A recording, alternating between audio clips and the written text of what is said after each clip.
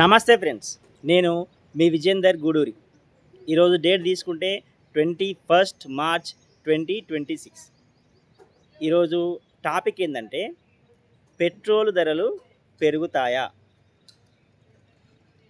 ఎందుకంటే ఈ పెట్రోల్ ధరల మీద చాలా విషయాలు మనకు ఆధారపడి ఉంటాయి.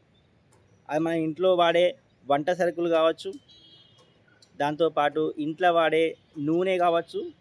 ఈ యొక్క ప్రైజెస్ అన్నీ కూడా పెట్రోల్ రేట్ల మీద డిపెండ్ అయి ఉంటాయి. ఒకవేళ పెట్రోల్ రేట్లు పెరిగితే దాని యొక్క ఎఫెక్టు మన యొక్క ఇంటి నిత్యావసర సరుకుల మీద పడే అవకాశాలు ఉంటాయి. ఇక్కడ చూద్దాం ఒక ఈ విషయం. పశ్చిమాసియాలో సంక్షోభంతో దేశంలో గ్యాస్, పవర్ చూడండి, గ్యాస్ రేట్లు పెంచిళ్ళు. నిన్న రీసెంట్గా ఏం చేసిందంటే పవర్ పెట్రోల్ దాని యొక్క రేటు కూడా పెంచిళ్ళు. ఇండస్ట్రియల్ డీజిల్ ధరలు పెరిగిన విషయం మనకు తెలిసిందే. ఈ పవర్ పెట్రోల్ యొక్క రేటు ఎంతవరకు పెంచిల్లంటే ₹2 నుంచి వెళ్ళి ₹2.35 వరకు ఎంతో పెంచిల్లు. అంటే మ్యాక్సిమం ₹2 నుంచి 2.5 వేసుకొని రఫ్గా అంతవరకు పెంచిల్లు. కానీ నార్మల్ పెట్రోల్ యొక్క రేట్లు పెంచలే. ఎందుకై ఉంటుంది చెప్పండి?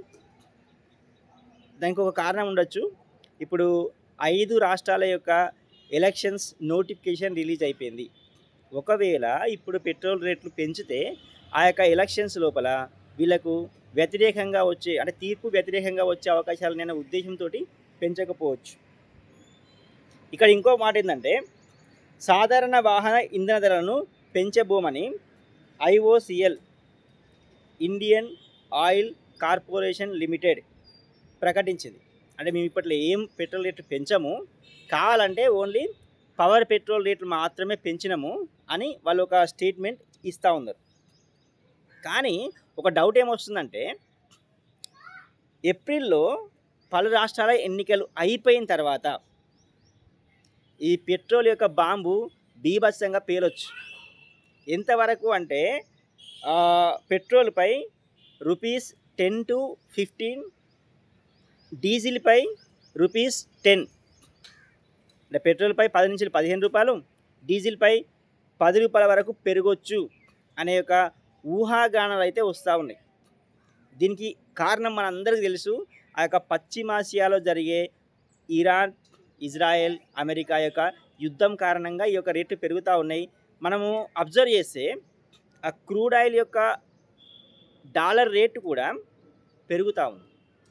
మొన్నటిదాకా ₹100 పర్ బ్యాలర్, అంటే $100 ఉన్న ఆ యొక్క రేటు రీసెంట్గా 110 నుంచి ఇంకా పెరుగుతూ ఉంది. $118, 120కి వచ్చినా కూడా ఆశ్చర్యపోవాల్సిన పని లేదు. సో మనకు అక్కడ క్రూడ్ ఆయిల్ యొక్క రేట్ పెరిగినప్పుడు ఇక్కడ పెట్రోల్ రేట్లు కూడా పెరిగే అవకాశాలు ఉంటాయి. మరి ఎలక్షన్స్ తర్వాత ఈ యొక్క పెట్రోల్ రేట్లు పెరుగుతాయా, పెరిగాయా? చూద్దాం ఏం జరుగుతుందో.